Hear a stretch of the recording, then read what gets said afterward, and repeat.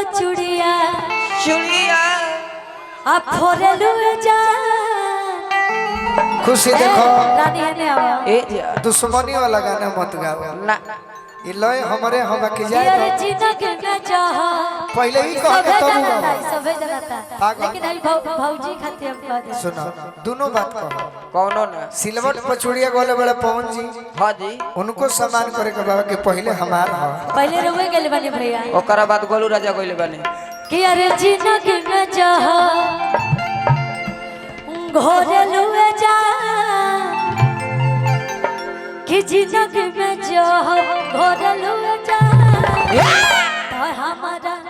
भैया के होई दिलवा का तोड़लु जा कि हमारा भैया के होई दिलवा का होई दिलवा है अब गाओ यही में हुए बुलान के लई ना पहले गा और दो ये दूसरा से नाता जोड़लु जा दोसरा पे नाता जोड़े लुए जा दूसरा से नाता जोड़लु जा तो अपना राजा जी के दिलवा का वाह जोड़लु जा कि अपना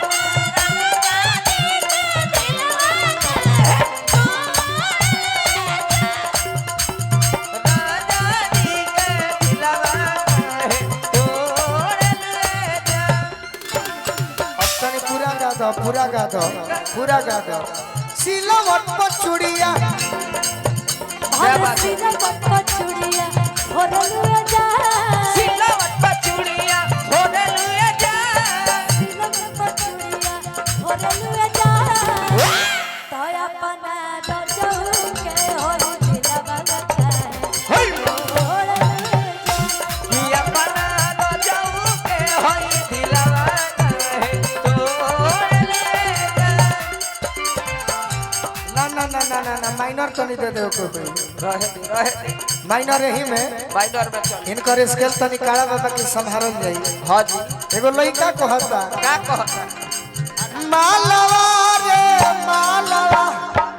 मालवा रे मालवा मालवा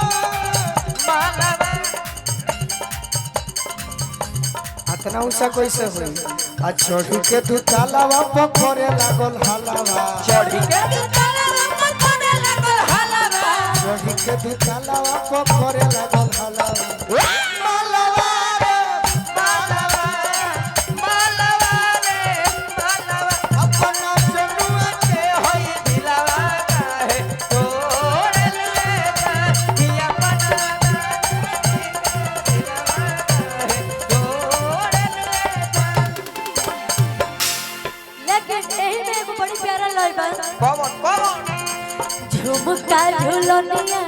भोले दे दिहा वाह झुमका झुलनिया भोले दे दिहा दिल ना कोनो सवती के दिहा झुमुका झुलनिया भोले दे दिहा दिल न कोन सवती के दिहा कोहबर के बतिया याद कोलिया कोहबर के बतिया याद कोलिया दिल ना कोनो सवती के दिहा झुमुका झुलनिया भोले दे दिहा क्या बात है मोटा पाड़े